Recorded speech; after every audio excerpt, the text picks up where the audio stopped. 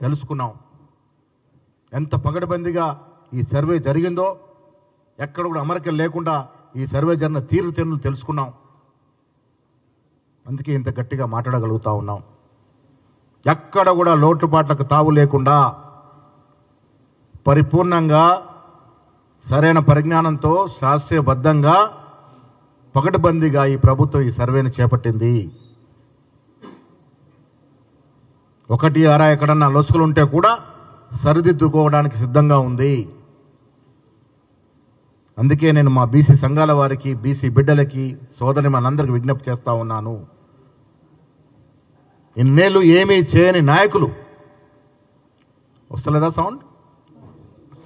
ఇన్నేళ్లుగా ఏమీ చేయలేని నాయకులు, ఏమీ చేయలేని రాజకీయ పార్టీల యొక్క ఉచ్చులో పడొద్దు.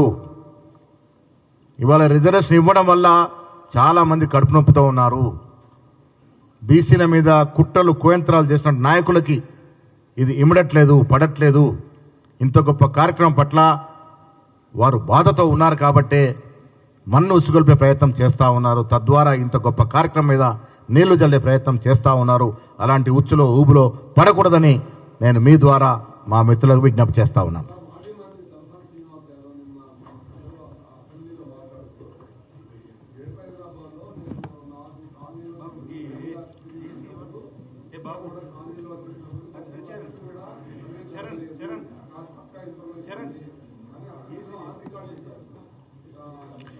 ఏ ఆధారంతో శ్రీనివాస్ యాదవ్ చెప్తా ఉన్నాడు?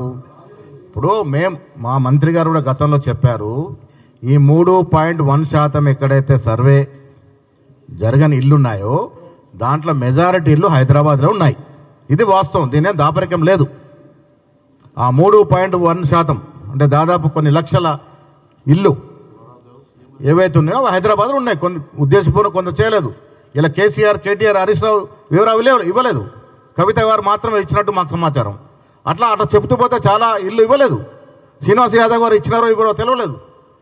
సో నేనేమంటున్నానంటే వీలైనంత వరకు దాదాపు 95 నుంచి 96% సర్వే చాలా సఫలంగా జరిగింది.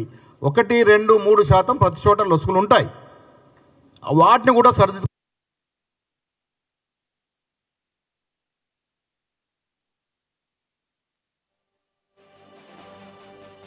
ప్రయత్నం చేస్తూ ఉన్నాం. నిన్న అసెంబ్లీలో ముఖ్యమంత్రి గారు చెప్పారు, ఎవరైతే వివరాలు ఇవ్వలేదో ఇవ్వదలుచుకుంటే కూడా మళ్ళీ వారికి వెసులుబాటు ఇచ్చేటువంటి ప్రయత్నం చేస్తూ ఉన్నాము, పరిపూర్ణమైనటువంటి క్లారిటీ రావడానికి. ఇవాళ ఈ దేశ చరిత్రలో ఇంతవరకు ఎవరు చేయలేదు. చేసే సాహసం కాంగ్రెస్ పార్టీ చేసింది, చేసే సాహసం ముఖ్యమంత్రి రేవంత్ రెడ్డి గారు చేశారు. దాన్ని స్వాగతిద్దామా?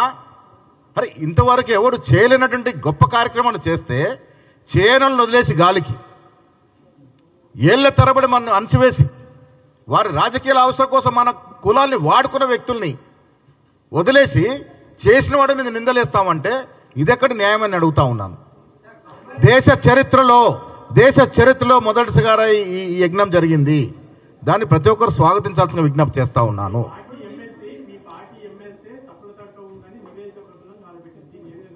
పార్టీ ఎమ్మెల్సీ అయినా పార్టీ ఎంపీ అయినా కాంగ్రెస్ పార్టీలో ఎంత చిన్నవాడైనా పెద్దవాడైనా క్రమశిక్షణకు లోబడే ఉండాలి.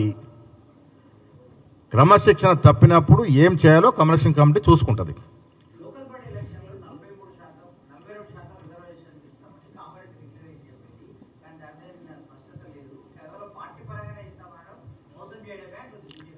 ఇప్పుడు ఒక క్లారిటీ ఇవ్వగలిగినా మేము ఈ రాష్ట్రంలో ఎవరు ఎంత జనాభాలో ఉన్నారో మీకు తెలుసు. సుప్రీంకోర్టు రూలింగ్ ఉన్నమాట, అది ఎవరు అధిగమించాలి? ఏదైతే మాటలు చెప్తున్నారో బీజేపీ నాయకులు వారు ముందుకొచ్చి ఆ అంశాన్ని చేరదీయాలి కదా. నిజంగా బీసీల ప్రేమ ఉంటే మాకు డెఫినెట్గా లేదా అది వెసులుబాటు తీసుకోవడానికే అది 9th or 10th షెడ్యూల్లో చేర్చాలనే కదా మా డిమాండ్.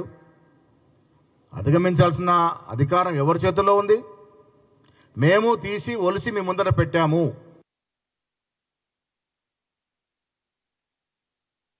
ఇది రాష్ట్ర యొక్క